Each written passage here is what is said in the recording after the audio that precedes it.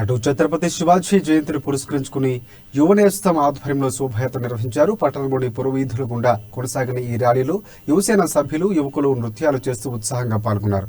DJ sound system పాటలకు అనుగుణంగా స్టెప్పులు వేస్తూ సందడి చేశారు. వారి కేరింతలతో పురవీధులు ఒక్కసారిగా మారుమ్రోగాయి. మరాఠా యోధులు ఛత్రపతి శివాజీ మహారాజ్ కు జై అంటూ నినాదాలతో హోరెత్తించారు.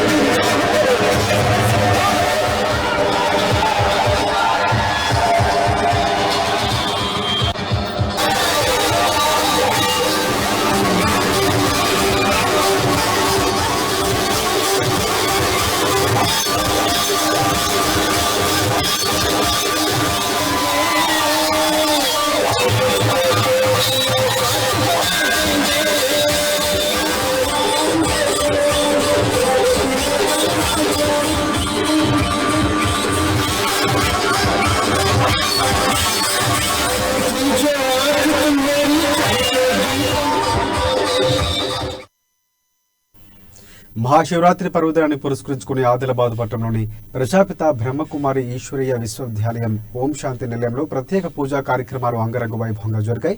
భారీ శివలింగం ఏర్పాటు చేశారు. శివలింగానికి అభిషేకాలు, పూజలు నిర్వహించి దీపారాధన చేపట్టారు. ప్రజాప్రతినిధులు, పలువురు పట్టణ ప్రముఖులు పెద్ద ఎత్తున తరలివచ్చి భక్తులు దీపాలను వెలిగించి ఆ పరమశివుణ్ణి ప్రార్థించారు. దీపాల వెలుగులో ఓం శాంతి నిలయం దేదీప్యమానంగా వెలిగింది. ఇక అందంగా ముస్తాబు చేసిన శివలింగం వద్ద భక్తులు సెల్ఫీలు దిగుతూ సందడి చేశారు. జాగరణ అంటే ఏంటిది?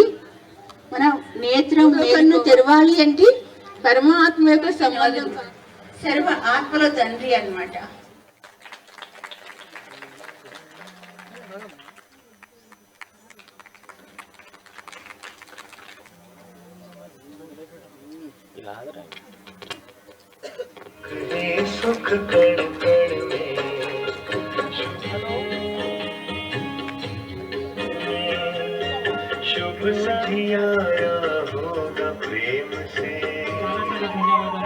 మీ అమూల్యమైన సమయాన్ని ఇంటికి వచ్చినటువంటి భక్తులని ఆహ్వానిద్దాం. వాళ్ళు వెలిగించారు. యోగేశ్వరుడు అంటే యోగం నేర్పించేవాడు, జ్ఞానేశ్వరుడు జ్ఞానాన్ని ఇచ్చేవాడు, ముక్తీశ్వరుడు అంటే ముక్తి పరమాత్మ తప్ప ఎవ్వరు ఇవ్వలేరు.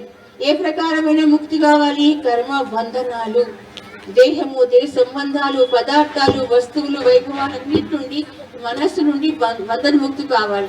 అందుకే ముక్తేశ్వరుడు, పాపకటేశ్వరుడు, రాజరాజేశ్వరుడు, రాజుకు రాజుగా తయారు చేసేవాడు, విశ్వేశ్వరుడు, ఇవన్నీ కూడా ఈశ్వరుడి నామవాచకం ఉంది.